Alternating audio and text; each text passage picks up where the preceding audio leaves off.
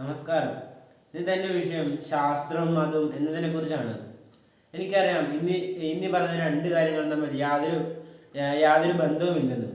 പക്ഷേ നമ്മളൊന്ന് ആഴത്തിൽ ചിന്തിക്കുകയാണെങ്കിൽ ഇത് തമ്മിൽ രണ്ടിലും നല്ല ബന്ധം ഉണ്ടെന്ന് വേണം പറയാൻ. കാരണം ഇത് രണ്ടും കൂടി ചേർന്നാൽ മാത്രമേ നമ്മുടെ ജീവിതം പൂർത്തിയാകുകയുള്ളൂ എന്ന് വേണം പറയാൻ. ഇപ്പോൾ മതത്തിൻ്റെ കാര്യം നമ്മൾ നോക്കുകയാണെങ്കിൽ നമുക്കറിയാം നമ്മുടെ ഇടയിൽ ധാരാളം മതങ്ങളുണ്ട്. ഇത് ഇതെന്തിനാണ് രൂപീകരിച്ചതും ഇതിന് പുറകെ നമ്മൾ എന്തിനാണ് പോകുന്നതെന്ന് വെച്ചാലും നമുക്കുള്ളിൽ നല്ലൊരു മനുഷ്യനെ ഉണ്ടാക്കാൻ വേണ്ടിയാണ് ഇങ്ങനെ പല മതങ്ങളും ഉണ്ടാക്കി വെച്ചിട്ടുള്ളത്. അപ്പോൾ പല മതങ്ങളും പല രീതിയിലാണ് കാര്യങ്ങൾ മുന്നോട്ട് കൊണ്ടുപോകുന്നത് എന്ന് വെച്ചാൽ അപ്പോൾ അവരെ ഫോളോ ചെയ്യുന്ന ആൾക്കാർ അത് അംഗീകരിക്കണം എന്നാണ് അതുകൊണ്ട് ഉദ്ദേശിക്കുന്നത്. അപ്പോൾ നമ്മളിത് അനുസരിക്കുകയാണെങ്കിൽ നമ്മുടെ ഉള്ളിൽ നല്ലൊരു വ്യക്തിത്വം ഉണ്ടാവുകയെന്നും നല്ല സത്യസന്ധത, നല്ലൊരു വിവരം എന്നിങ്ങനെ ഈ കാര്യങ്ങൾ ഉണ്ടാവും എന്നർത്ഥം കൊണ്ടാണ് ഈ മതം ഉണ്ടാക്കി വെച്ചിരിക്കുന്നത്. പിന്നെ നമ്മൾ ശാസ്ത്രത്തെ പറ്റി നോക്കുകയാണെങ്കിൽ നമുക്കറിയാത്ത കാര്യങ്ങളെ പറ്റി നമ്മൾ പഠിക്കാൻ വേണ്ടിയാണ് ഈ ശാസ്ത്രത്തെ രൂപീകരിക്കുന്നത്. ഈ ശാസ്ത്രം ഉണ്ടായ വഴി എങ്ങനെയാണെന്ന് ഞാൻ പറയുകയാണെങ്കിൽ ആദ്യത്തെ കാലത്ത് മനുഷ്യർ ചത്ത മൃഗങ്ങളെയായിരുന്നു കഴിച്ചുകൊണ്ടിരുന്നത്. പിന്നീട് ഈ ചത്ത മൃഗങ്ങൾ മാറ്റി അപ്പോൾ തന്നെ വേട്ടയാടി പിടിച്ച് മൃഗങ്ങളെ കഴിക്കാൻ തുടങ്ങി. അങ്ങനെ അങ്ങനെ മാംസത്തിന് സ്വാദ് കൂടി എന്ന് പറഞ്ഞപ്പോൾ പിന്നെ തീയുടെ കണ്ടുപിടുത്തമായി. പിന്നീടുള്ള വഴിത്തിരിവ്, അങ്ങനെ ആഹാരങ്ങൾ വേവിച്ച് കഴിക്കാൻ തുടങ്ങി. അപ്പോൾ പിന്നെ സ്വാദ് കൂടി എന്ന് കണ്ടപ്പോൾ അങ്ങനെ പിന്നെ തീയുടെ ഉപയോഗമായി.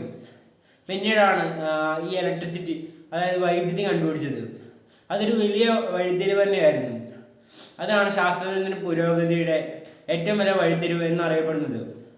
അപ്പോൾ ഈ ഇലക്ട്രിസിറ്റി കണ്ടുപിടിച്ച പിന്നെയാണ് ധാരാളം മെഷീനുകളും എല്ലാം കണ്ടുപിടിച്ചത്.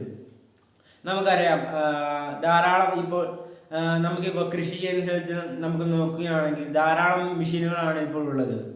എന്ന് വെച്ചാൽ കൃഷിയൊക്കെ വളരെ എളുപ്പമാക്കുന്ന രീതിയിലാണ് ഇപ്പോഴത്തെ കാര്യങ്ങളുടെ നടപ്പ്. നമുക്കറിയാം പണ്ടത്തെ കാലത്ത് കാള ഉപയോഗിക്കുകയാണെങ്കിൽ ഇപ്പോൾ ട്രാക്ടർ ഉപയോഗിക്കും.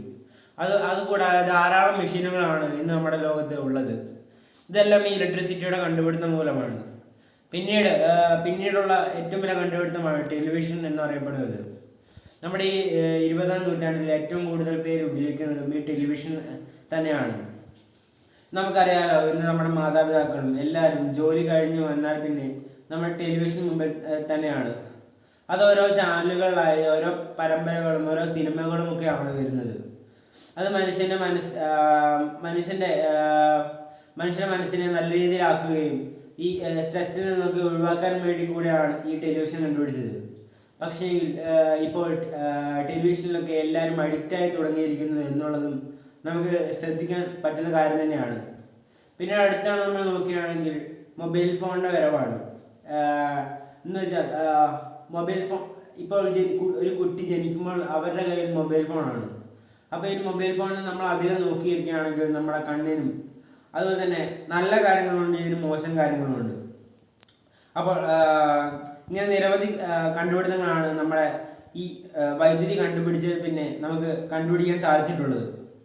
അപ്പോൾ ഞാൻ പറഞ്ഞു വരുന്നത്, ഈ രണ്ട് കാര്യങ്ങൾ കൂടി ചെയ്താൽ മാത്രമേ കാര്യങ്ങൾ നമ്മൾ നോക്കിയാൽ മാത്രമേ നമ്മുടെ മനുഷ്യ ജീവിതം പൂർത്തിയാകുകയുള്ളൂ എന്നാണ് ഞാൻ പറഞ്ഞു വരുന്നത്.